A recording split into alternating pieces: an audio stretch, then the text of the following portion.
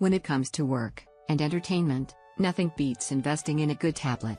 Regardless of whether you're looking for the budget tablets, or just want to have the best tablet that money can buy, you came to the right place. If you're interested in finding out which tablet is best for you, stay tuned. Before getting started, I'd like to say that this list is based on my personal opinion, research and the test experiences of the actual owners. So, without further ado, let's get started with the list.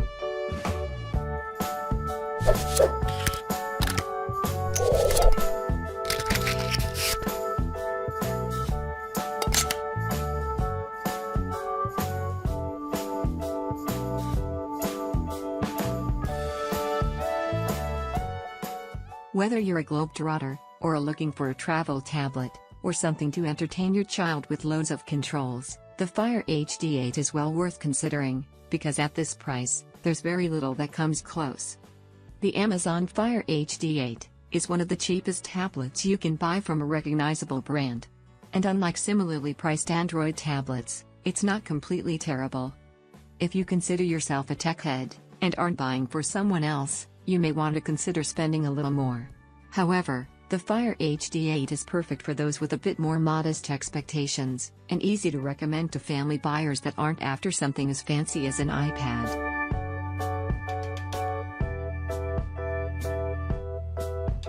The Amazon Fire HD8 runs Fire OS, which is based on Android, but looks and feels completely different. If you've used an Amazon tablet before, then nothing significant has changed. But it's worth a quick primer if you're new to the Fire range. The Amazon Fire HD8 isn't all that quick, however. Fire OS feels slower than a reasonably spec'd Android alternative. Scrolling isn't always entirely smooth, the custom homepage makes terrible use of screen space, and flicking between 10 of them just isn't an effective way to get around. It's not the best performing tablet on the market, and the display doesn't have the quality that you'll get from any of Apple's iPads. It's not as ambitious in trying to do everything for you either. Instead, the Fire HD8 positions itself well for entertainment, especially for those who are Prime members, where the value for money cannot be disputed. Whether you're a globetrotter, looking for a travel tablet, or just something to entertain your kids, the Fire HD is well worth considering. At this price point, there's very little else that comes close.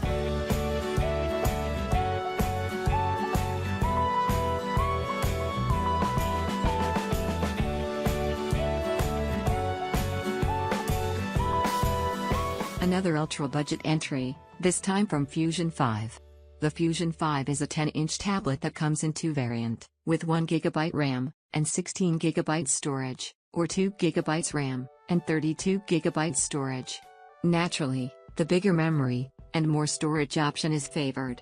This little-known name in the market is big on making super affordable devices, and is easily one of the most affordable device at this size in our list. Still, it comes with 12 months warranty, and a full-size USB port.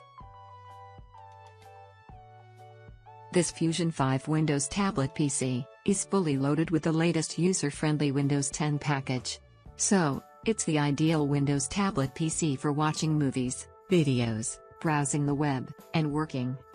First impressions were good, it felt good in the hand, and it feels like a well-constructed tablet. The dimensions are 277.8 by 170 by 9.9 mm, and it weighs 580 grams. The back of the tablet is quite fingerprint prone, but that is not a big issue. On the top, it has power and volume buttons, which are nicely placed and fully functional. The Fusion 5 has a 2MP front camera and 5MP rear camera with autofocus, while 2 speakers are on the back, and the mic is built in. The display is very nice, while the graphics are rather satisfying with no visible problems, while playing browser games, watching movies, and YouTube videos. Its 7200 mAh battery can last up to 6 hours, depending on what you're doing, but make sure you adjust brightness to prolong its life. After the research we conducted on this model, the Fusion 5 turned out to be one of the best tablets for the given price range, and if you find it at a good price, go ahead and buy it. Just don't expect it to perform on a par with its $1,000 cousins.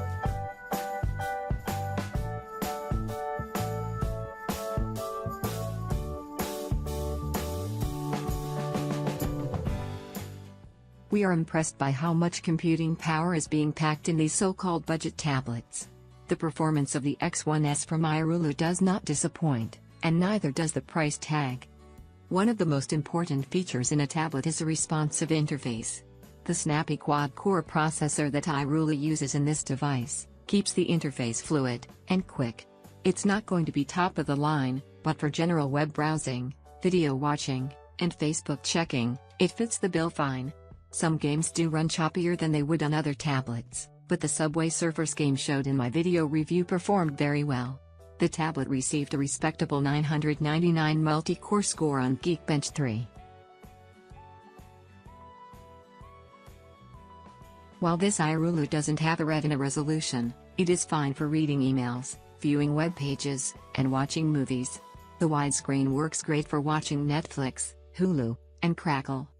Overall, I am impressed with the performance from this budget tablet. For basic gaming, web browsing, emails, and even quick video chats with family, it works great, and the interface is snappy.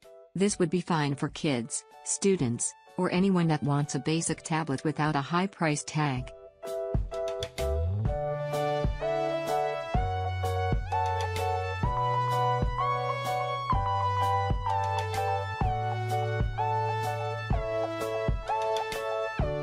The Samsung Galaxy Tab E is a larger tablet computer with a 9.6-inch screen.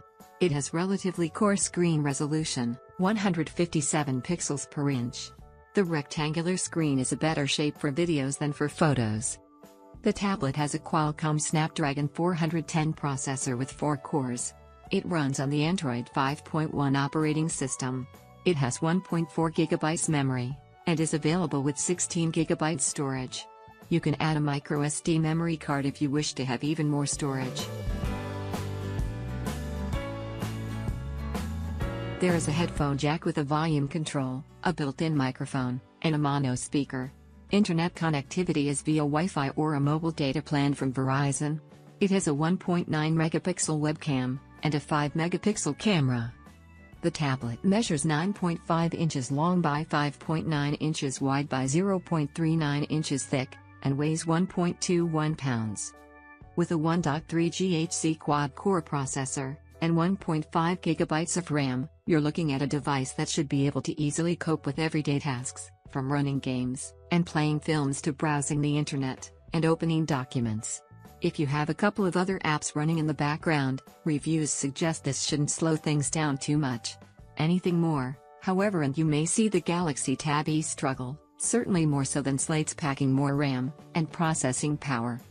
If you're looking for a device that can cope with running several apps at the same time, or one that comes with a decent camera, you're probably better off looking elsewhere, but for an inexpensive all-rounder, the Galaxy Tab E is well worth a look.